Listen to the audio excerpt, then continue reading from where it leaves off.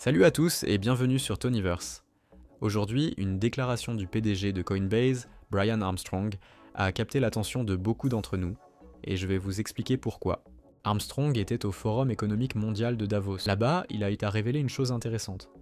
Une grande partie des discussions portaient sur les plans de Donald Trump pour les crypto-monnaies. Oui, vous avez bien entendu, l'ancien président des États-Unis a annoncé vouloir faire des États-Unis la capitale mondiale de l'intelligence artificielle et des crypto-monnaies. Honnêtement, ça m'interpelle. On parle d'une vision audacieuse, mais qui pourrait avoir des implications énormes. Cela pourrait attirer davantage d'investissements, de talents et de technologies autour des cryptos sur le sol américain. Personnellement, je trouve ça fascinant, même si, comme toujours, il faudra voir comment ça se traduit concrètement. Armstrong a également souligné que les banques et les gestionnaires d'actifs sont de plus en plus engagés dans les cryptos. Clairement, on voit que ces institutions, autrefois sceptiques, commencent à s'intéresser sérieusement à ce marché. Cela dit, tout le monde ne partage pas cet enthousiasme. David Solomon, le PDG de Goldman Sachs, a rappelé que pour l'instant, les cryptos restent pour eux des actifs spéculatifs. Et je comprends cette prudence. C'est un secteur encore jeune et les risques sont réels. Ce qui est certain, c'est que les plans de Trump et l'intérêt croissant des institutions pourraient changer beaucoup de choses pour l'avenir des cryptos. Est-ce que cela pourrait vraiment propulser les États-Unis en tête du marché mondial des actifs numériques? C'est une question ouverte. Pour ma part, je suis curieux de voir comment tout cela évoluera. Plusieurs États américains envisagent de créer leur propre réserve stratégique en Bitcoin. Cette démarche est soutenue par des entreprises comme Marathon Digital Holdings, un acteur majeur du minage de crypto-monnaies aux États-Unis.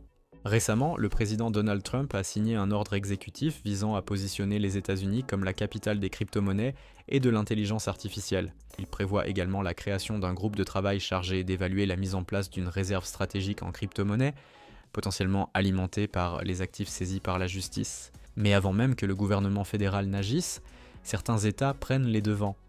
Selon Forbes, 7 États ont déjà proposé des lois pour établir des réserves stratégiques en Bitcoin, notamment le Texas, l'Alabama, la Pennsylvanie, le New Hampshire, la Floride, l'Ohio et le Dakota du Nord. Marathon Digital Holdings affirme que ce nombre est en réalité de 11, incluant également le Wyoming, l'Utah, l'Oklahoma et le Massachusetts.